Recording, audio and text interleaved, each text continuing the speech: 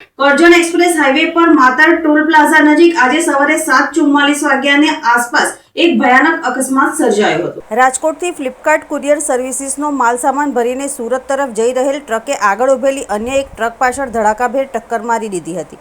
અકસ્માતમાં આ ભયાનક ધડાકામાં પાછળની ટ્રકનો કેબિનનો ભાગ ભીસાઈ જતા તેના ડ્રાઈવર સલમાન ખાન સ્ટીયરિંગ અને કેબિન વચ્ચે કમરથી નીચેના ભાગમાં ગંભીર રીતે ફસાઈ ગયા હતા।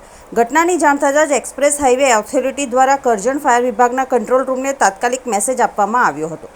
ઘટનાની ગંભીરતાને ધ્યાનમાં રાખીને કરજણ ફાયર વિભાગની ટીમ ઇમરજન્સી રેસ્ક્યુ ટેન્ડર સાથે ઘટના સ્થળે દોડી ગઈ હતી।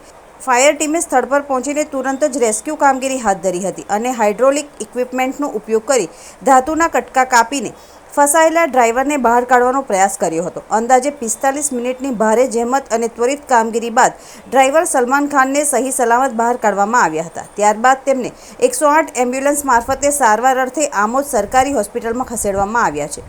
ફાયર વિભાગની સમયસરની કામગીરીને કારણે ડ્રાઈવરનો જીવ બચી ગયો હતો।